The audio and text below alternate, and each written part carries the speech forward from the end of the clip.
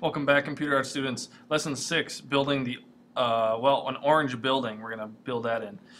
Hue, saturation, colorize, and then we're going to apply a drop shadow. This is going to be a quick one. But notice here is our kind of our template we're going off of. Whoever created this image, we're just going to try to duplicate it, obviously, is what we're trying to do. Last lesson, we applied the yellow house with some threshold and some other things. But now we see this orange one back in there. We're gonna plop that guy in there. Okay, so let's go to our workspace here.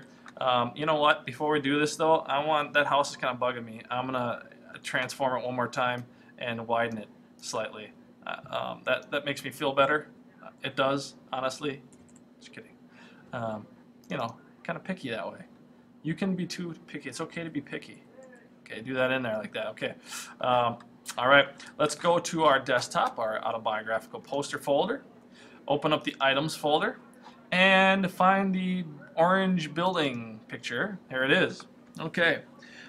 First things first is we need to change the color on this guy.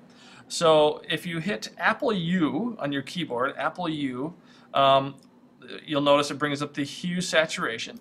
Or another way to do that is go to Image Adjustments, Hue Saturation. Notice it says Command U or Apple U. It's not really an apple, but you know, looks like Macs have gotten away from putting the Apple icon on there. But Command U, there it is.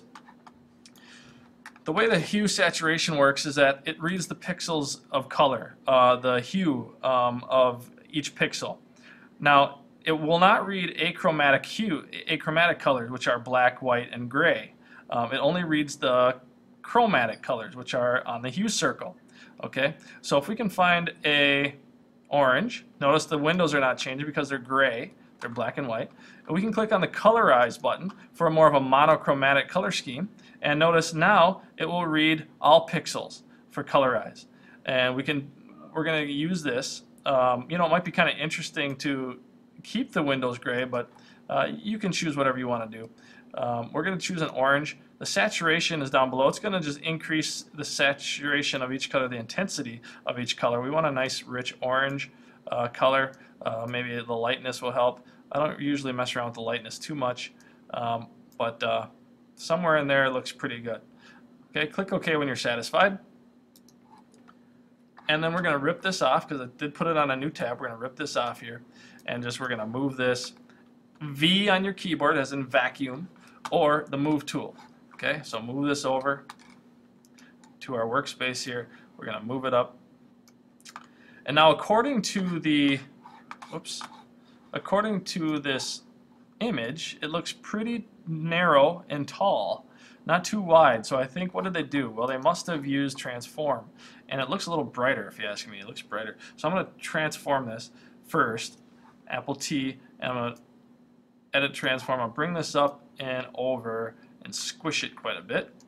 And it's a slightly different image than what we're using, but that's okay. Put it in there, somewhere in there, like so. Let's compare it again to the, oh, I do that every time. To the initial, okay.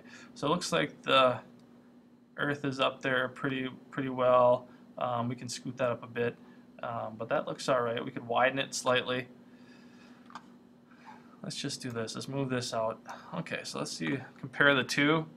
Not too bad. We can scoot this down a little bit, widen it, and I think that'll do it. Okay, don't have to be too picky. Double click, and I think that works with the rest of the composition. You can always change it again. You can, if you're not happy with it later on, you can always go back to that layer and change it. Symmetrical building, it's called. Looks like it was already named that. We just labeled it. Okay, so let's go back to hue saturation, Apple U or a Command U, and I want to increase the saturation a little bit on this. Maybe darken it. I'm thinking now I should have left the colorize button unclicked because I think I would have liked those windows the way they were. So you choose on what you want to do. Click OK. I think that looks better. All right. Are we good? Let's see what else we got to do. Drop shadow. Okay, here we go on the drop shadow. Over here in the space of this layer, you can also hit the FX button. But over in the space, double click on this space and it'll bring up the layer styles. if we click on the drop shadow option, it'll put a little drop shadow behind there, and we have some modes we can play with. The opacity of your object is here, but looks like we're going to need to click. Yeah, there you have to click on the word drop shadow. You can't just check it. But here's the angle. The distance is here. How far do we want this thing to be? The spread. Looks like we had some pixels. Notice these little dots. Those are pixels that weren't erased initially from whoever cut this image out. They kind of left those pixels there, which can be kind of interesting if you think about it. So if we put that up at 90, it's going to put it directly behind. And we can increase the distance on this, the spread. Let me pause real quick. So choose how you want your angle, your distance, spread, and size, and that'll do it. The contour, you know, this is only effective on certain applications of the drop shadow. I don't recommend you play around with the contour for this instance, but it can be effective depending on what you want to do with it.